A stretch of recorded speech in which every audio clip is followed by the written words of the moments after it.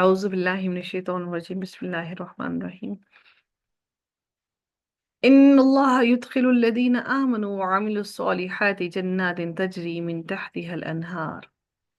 اگلے رکوع کا آغاز ہوتا ہے رکوع نمبر 9 کا، جس کے اندر اللہ تعالی 10 کا، جس میں اللہ تعالیٰ نے پچھلے رکوع کے اندر ان لوگوں کا ذکر کیا جو مشرک تھے، جنہوں نے اپنے عمل کو مشرک لوگوں جیسا کر لیا، برتھ ڈے سیلیبریٹ کر لیں، اور کچھ نہیں تو برائڈل شاورز لے لیے۔ ہم ان کی طرح عمل نہیں کرتے، بس تھوڑی سی چیزوں میں رد و بدل کر لی، کوئی فرق نہیں پڑتا۔ یہ سارے ان لوگوں کے ساتھ شامل ہیں۔ اللہ تعالیٰ نے ان قوموں کو اگر پسند نہیں کیا تو ان جیسے عمل کرنے والوں کو کیا اللہ پسند کرے گا؟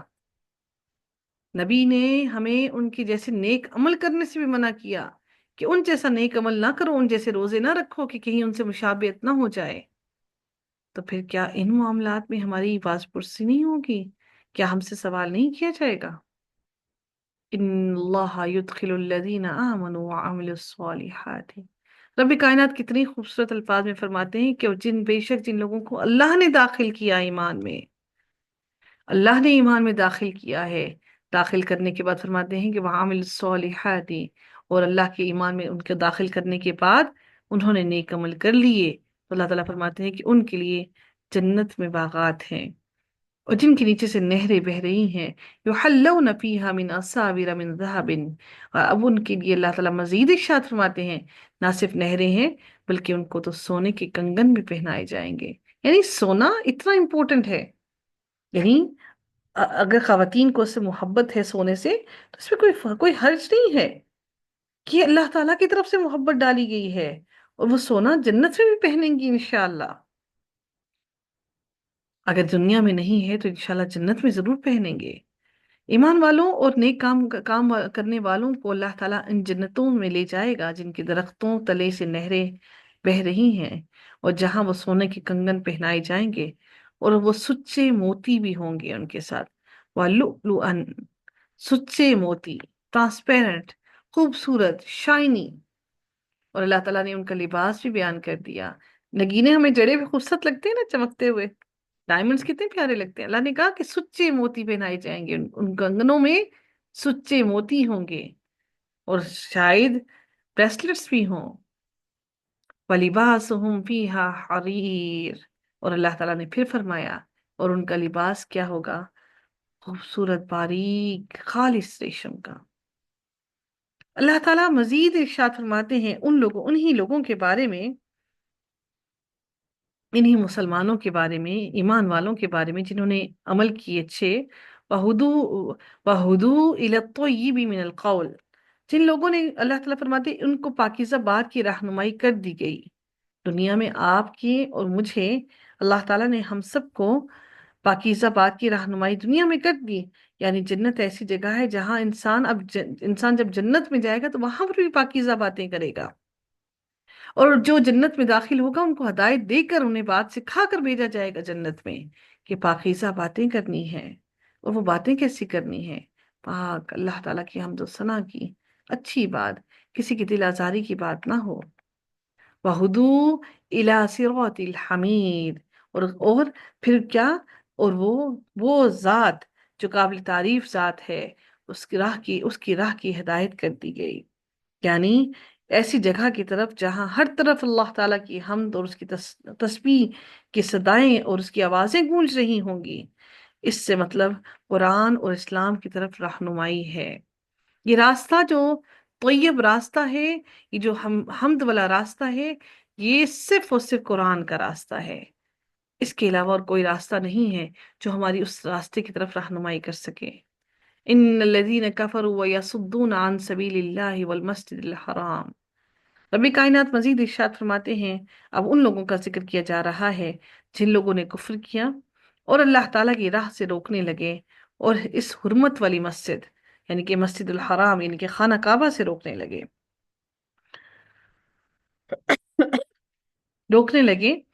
اللہ تعالیٰ ان کے لیے بارے میں فرماتے ہیں کہ الذی جعلناہ للناس سواء العاکف فیہ والباد۔ रब कायनात फरमाते हैं उन लोगों के बारे में कि जिन लोगों ने कुफ्र किया और अल्लाह की राह से रोकने लगे और इस हुर्मत वाली मस्जिद से भी रोका, तो जिसे हमने तमाम लोगों के लिए बराबर कर दिया है, यानी कि इक्वल है हर इंसान के लिए, वहीं के रहने वाले हों या बाहर के। अल आकिफू, वहां के रहने वाले हों, फी ही वल बादी, या फिर बाहर के लोग आए, जैसे हम बाहर से जाते हैं या फिर वहां से मक्का वाले लोग हैं। अल्लाह ताला ने इस अपने घर को सबके लिए बराबर कर दिया, कोई वहां पर कम या ज्यादा नहीं है। हर इंसान के लिए वो घर, रब कायनात का घर, बराबर है। हर इंसान को उतनी ही इज्जत और उसको इज्जत और एहतराम दिया जाता है जो अल्लाह ताला के मेहमान को दिया जाना चाहिए। अब इंसान ये समझता है कि हम नहीं जाना चाहते, हम वहां पर नहीं जाना चाहते, तो जो इंसान खाना काबा जाता है वो अल्लाह ताला की तरफ से उसको, अल्लाह ने उसको वहां पर बुलावा रखा, अल्लाह ताला का हुक्म आया तो वहां पर गया, और वो अल्लाह ताला की तरफ से बुलाया गया, और वो अल्लाह के घर में अल्लाह का मेहमान हुआ। वमन युरिद फीही बिल बि बिइल्हादिन बिजुल्मिन नुज़िक़हु मिन अज़ाबिन अलीम। अल्लाह ताला उन लोगों के बारे में इरशाद फरमा देते हैं। अब अल्लाह ताला का घर जो है वो मस्जिद अक्सा भी है। तो याद रखिए कि जो मस्जिद अक्सा से हमें रोकने की मुसलमानों को कोशिश कर रहे हैं, ये बात उन लोगों के लिए भी बिल्कुल फिट है। अल्लाह ताला उनके लिए भी बिल्कुल, ये उनके लिए भी पूरी उतरती है। रब कायनात फरमाते हैं कि हमने इस घर को तमाम लोगों के लिए मसावी कर दिया, बराबर कर दिया, चाहे वो वहां के मक्का के रहने वाले हों, बाशिंदे, या बाहर से आए हों। फिर अल्लाह ताला फरमाते हैं कि जो भी जुल्म के साथ वहां इल्हाद का इरादा करे, यानी इल्हाद का मानी क्या होता है कि वहां पर कुफ्र और शिर्क से लेकर हर किस्म के गुनाह के लिए, हत्ता के बाज़ उलमा यहाँ पर ये भी कहते हैं कि हरम में अगर अगर किसी गुनाह का इरादा भी कर लेगा, चाहे इस पर अमल ना करे तो भी, तो वो भी इस पर वईद में शामिल है। यानी अगर हरम के अंदर रहकर, खाना काबा के अंदर रहकर उसने गुनाह नहीं किया, लेकिन गुनाह करने का इरादा भी कर दिया बिल इल्हाद, तो ये उसके अंदर शामिल होता है। अगर उसने इरादा भी कर लिया कोई जुल्म करने का, अल्लाह ताला उसके लिए फरमाते हैं नुज़िक़हु मिन अज़ाबिन अलीम, तो हम उसको दर्दनाक अजाब का मजा चखाएंगे, हम उसे दर्दनाक अजाब में मुब्तला कर देंगे। इसलिए खाना काबा की हुर्मत से कोई इनकार नहीं कर सकता। खाना काबा की हुर्मत बहुत अहम है।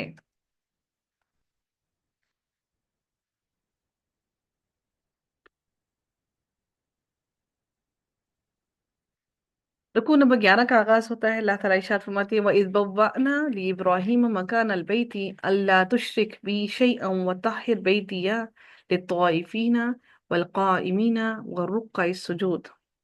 अल्लाह ताला फरमाते हैं, अब खाना काबा की बात हो रही है, अल्लाह के हुर्मत वाले घर की बात हो रही है, तो अल्लाह ताला फरमाते हैं कि और जबकि हमने इब्राहिम अलैहिस्सलाम को काबा के मकान की जगह मुकर्रर कर दी, अल्लाह ताला ने हजरत इब्राहिम अलैहिस्सलाम को जगह दोबारा बताई, क्योंकि उससे पहले खाना काबा वहां पर नहीं था।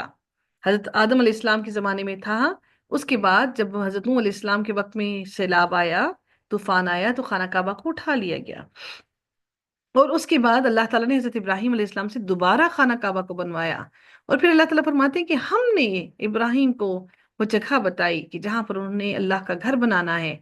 और फिर अल्लाह ताला ने उसको उनको वाज़ेह बता दिया कि ना सिर्फ घर बनाना है, बल्कि अल्लाह ताला ने ये भी फरमा दिया कि इस शर्त पर कि मेरे साथ किसी को शरीक ना करना, और मेरे घर को तवाफ करने वालों के लिए, क़याम करने वालों के लिए, रुकू करने वालों के लिए और सजदा करने वालों के लिए पाक कर दें। लित्ताइफीना वल काइमीना वर्रुक्काई सुजूद, इस घर को इन तमाम लोगों के लिए पाक कर दो। अल्लाह ताला ने ये वाज़ेह हज़रत इब्राहीम अलैहिस्सलाम को ये मकाम बताया, और अल्लाह ताला ने उनसे फिर ये घर बनवाया।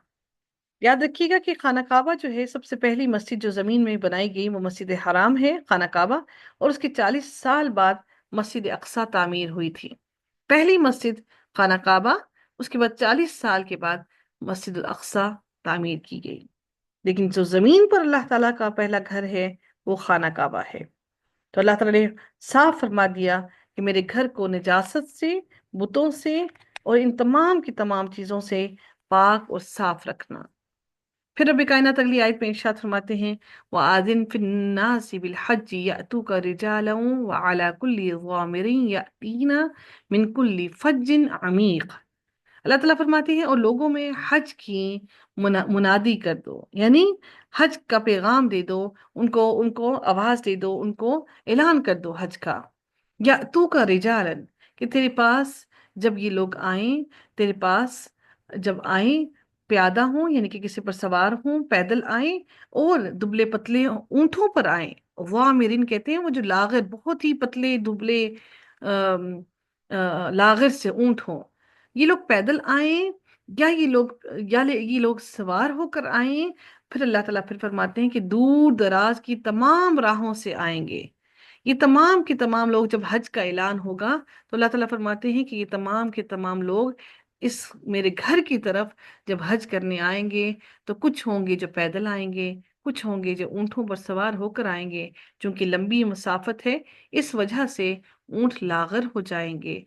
मिनकुल फज्जिन अमीक, और दूर दराज के इलाकों से भी मेरे इस घर का हज करने, इस बैतुल्लाह की जियारत करने, और इस बैतुल्लाह का तवाफ करने और इसमें इबादत करने के लिए आएंगे। और आज हम अपनी आंखों से देखते हैं कि हकीकत में आज भी और क़यामत तक ऐसे ही लोग आते ही रहेंगे खाना काबा के अंदर, और अल्लाह की मग़फ़िरत और रज़ा को तलब करने के लिए अपना अपना तिजारत और अपना कारोबार और अपना तमाम का तमाम माल और असबाब को दुनिया का पीछे छोड़कर, अपने तमाम मामलात को छोड़कर अल्लाह ताला की इबादत के लिए वहां जाते हैं।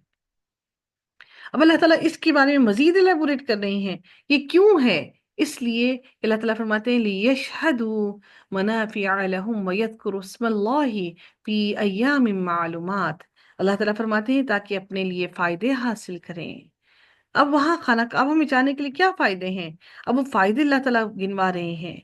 वो फायदे क्या हैं, लहुम यज़कुरुस्मल्लाहि, फायदे क्या हैं कि उनके मुकर्ररा दिनों में, अय्याम मालूमात, जो अल्लाह ने मुकर्रर दिन कर दिए हज के, उन दिनों में अल्लाह का नाम याद करें, अल्लाह ताला का जिक्र करें, अल्लाह ताला के नाम से अल्लाह को पुकारें, अल्लाह ताला की इबादत करें।